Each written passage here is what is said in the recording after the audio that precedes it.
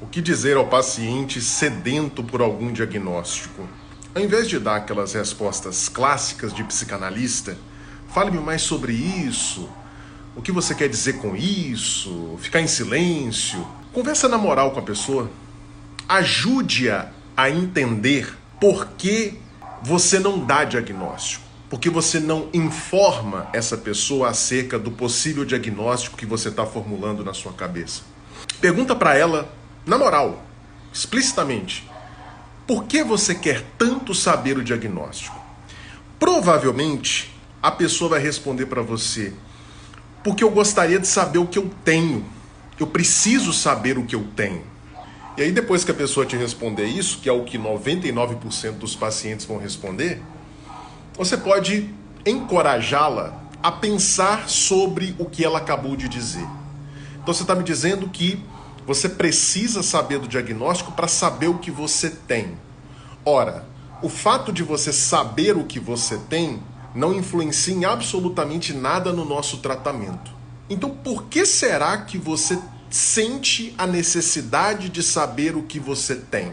Muitos pacientes vão dizer assim, é porque eu acho que se eu souber que eu sou obsessivo, que eu estou com depressão, que eu tenho histeria e etc., se eu souber disso, eu vou me sentir um pouco mais aliviado, um pouco mais tranquilo, porque eu vou entender por que eu ajo da maneira que eu ajo, por que eu me comporto da maneira como eu me comporto. Ou seja, então você está me dizendo que você tem a necessidade de saber o que você tem, porque você acredita que isso proporcionará para você um alívio, certo? Sim, de fato proporcionará um alívio. É verdade, a sua demanda é legítima. Só que o que acontece? Quando você é informado do seu diagnóstico e assim fala, agora eu entendo porque eu faço isso, porque eu faço aquilo, porque eu tenho essas tendências, etc. Quando isso acontece, o que está se passando na sua cabeça é uma ilusão de controle. Uma das coisas que faz uma pessoa sofrer quando ela está atravessando um processo de adoecimento emocional é a falta de controle. Ela não entende por que ela se comporta daquela forma, porque ela não consegue mudar sozinha. Então é a falta de controle. Quando você é informado do diagnóstico, você experimenta uma ilusão de controle. Porque, vamos pegar o exemplo de uma pessoa com depressão. Ela tem lá todos os sintomas da depressão, ela chega ali no profissional e relata todos aqueles sintomas, o profissional não fala o diagnóstico e ela fica pedindo, insistindo, até que o profissional fala. E aí a paciente, de repente, que tem depressão, ela fala, agora eu entendo porque que eu não consigo sair da cama, porque que eu não tenho vontade de tomar banho, não tenho vontade de interagir com as pessoas, porque que eu perdi o prazer nas atividades. Beleza. Você adquiriu uma ilusão de que você tem controle sobre aquele transtorno, mas isso não altera em absolutamente nada o transtorno em si. O fato de você saber que você está com aquele adoecimento não muda o fato de que você continua deprimida. Então, no final das contas, a informação do diagnóstico serve apenas como um consolo. Aí você pode me perguntar assim, Lucas, mas se é um consolo, o que custa o psicanalista dar esse consolo para o paciente, para ele pelo menos ter aquela ilusãozinha de controle sobre o seu adoecimento? O que custa? Ora, qual é o problema? É que a informação do diagnóstico pode ser utilizada por muitos pacientes como material para resistência. O sujeito pode encontrar naquela nomeação, depressão, neurose obsessiva, histeria, borderline, TDAH, o sujeito pode encontrar naquela nomeação um refúgio para uma questão que precisa ser trabalhada em análise, que é a questão acerca da sua identidade.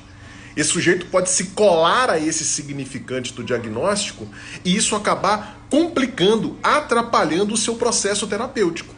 Porque veja bem, o que a gente busca num processo terapêutico? A gente busca transformação, não é verdade?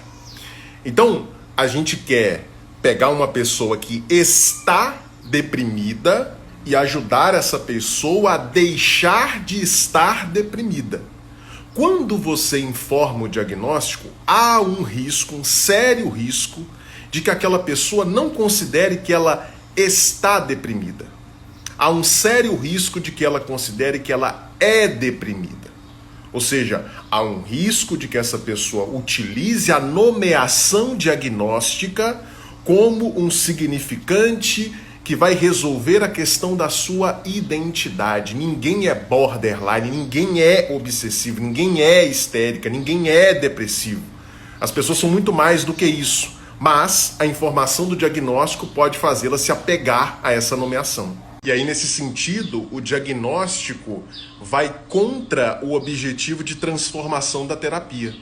A terapia quer transformação e o diagnóstico está gerando fixidez. Então, é muito possível que uma pessoa deixe de se esforçar conscientemente e inconscientemente para o processo de transformação buscado pela terapia, usando como muleta o diagnóstico. Ah, eu sou assim porque eu sou borderline, eu faço isso porque eu sou TDAH, eu faço isso porque eu sou histérica, eu faço isso porque eu sou obsessivo. Tá percebendo? Então você pode trabalhar toda essa discussão que eu fiz aqui, você pode trabalhar isso com o paciente de maneira clara, de maneira explícita, sem ficar fazendo jogo de cena.